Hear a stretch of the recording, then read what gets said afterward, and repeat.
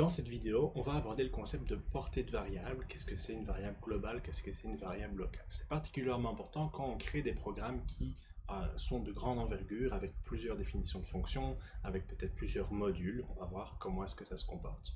La question fondamentale à se poser lorsqu'on parle de concept de portée de variable, c'est quand et comment est-ce que les variables sont accessibles? Si par exemple on prend un programme ici qui définit une première variable a égale 10, on définit une fonction qui elle-même a une première variable qui est a et qui est définie à une variable à une valeur différente.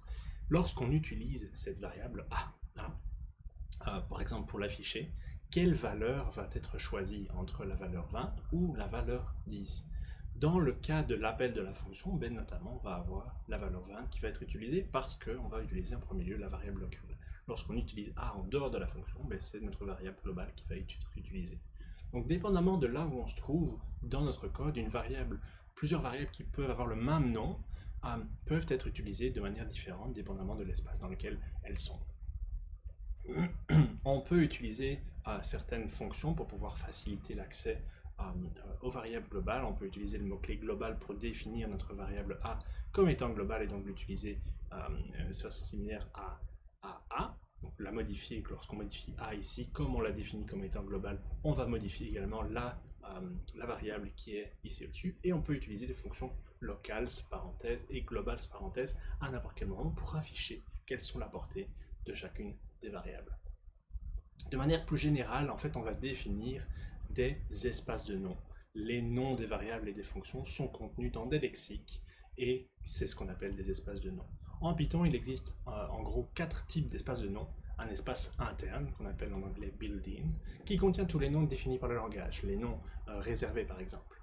On a aussi l'espace global, qui sont tous les noms définis au niveau du programme principal. On a ensuite l'espace encapsulant, enclosing en anglais, qui sont les noms définis dans une fonction qui en encapsule une autre. Et puis on a finalement l'espace de nom local, tous les noms qui sont définis à l'intérieur d'une fonction. Généralement, lorsque l'interpréteur va voir l'utilisation d'une variable, par exemple on cherche à afficher a, print a, mais il va regarder d'abord au niveau local. Est-ce qu'il y a une variable qui s'appelle a dans l'espace de nom local proche de mon espace dans ma fonction par exemple? Si ce n'est pas le cas, mais il va aller voir dans l'espace un petit peu plus loin, dans l'espace encapsulant. Si ce n'est toujours pas le cas, dans l'espace global, et si ce n'est toujours pas le cas, dans l'espace interne. Dès qu'il en rencontre une, il va tout simplement l'utiliser. C'est aussi pour ça que lorsque on redéfinit, on réutilise le nom d'une fonction qui est définie dans l'espace de nom interne, on va tout simplement empêcher l'utilisation de cette fonction. Par exemple, si on veut utiliser la fonction len pour calculer la longueur des chaînes de caractères, mais qu'on redéfinit une nouvelle fonction, une nouvelle variable au niveau local qui s'appelle len, on va plus pouvoir utiliser la fonction puisque ce nom de variable va occulter la fonction de l'espace de nom interne.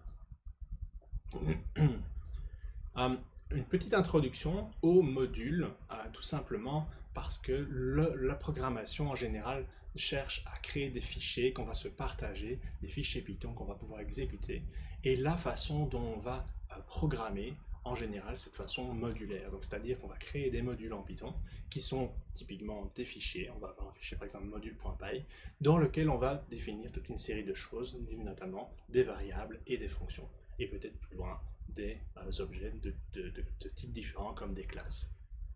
La programmation modulaire, donc dans ce cas-ci, cherche à enregistrer un fichier qui s'appelle par exemple module.py avec une série de fonctions qu'on va pouvoir réutiliser à un autre moment ou dans un autre fichier.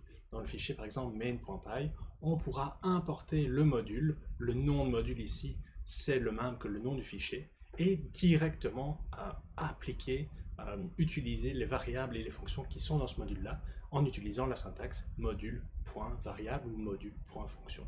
De cette manière-là, on est capable de réutiliser le code qui a été créé dans un autre fichier par une autre personne, par exemple.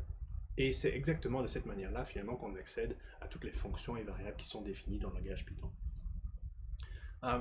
Ça a plein d'avantages. Notamment, l'un des avantages principaux, c'est de simplifier notre code. En général, un module va se concentrer sur une petite portion d'un problème, rendant sa compréhension plus aisée. On a des librairies, par exemple, qui cherchent à faire des opérations mathématiques. Ça permet de concentrer toutes les opérations mathématiques dans un certain code. Ça permet aussi de maintenir du code, parce qu'un module, c'est un fichier à part. Donc, on va définir des limites très claires au module. Ça va diminuer les risques de modification fréquente d'un module, si on définit bien les choses correctement. Puis ça facilite son maintien par une équipe parce que chacun peut s'occuper d'une partie d'un code. Ça permet aussi la réutilisation, évidemment, comme on l'a vu avec la fonction, avec l'instruction import des modules existants. Et les modules vont définir leur propre portée de variables. Donc toutes les variables qui sont définies dans le module ont une portée qui sont locales dans le module, global au sein même de leur propre module, mais local par rapport à notre programme.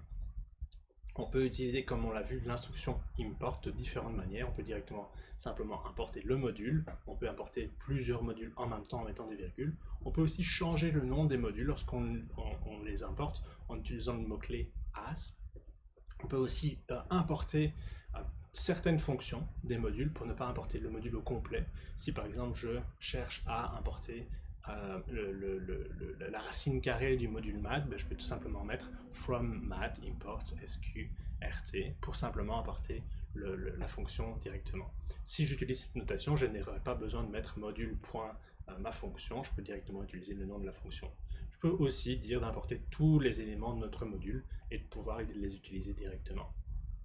Je peux aussi effectivement changer le nom des fonctions et des objets qui sont importés de notre propre module.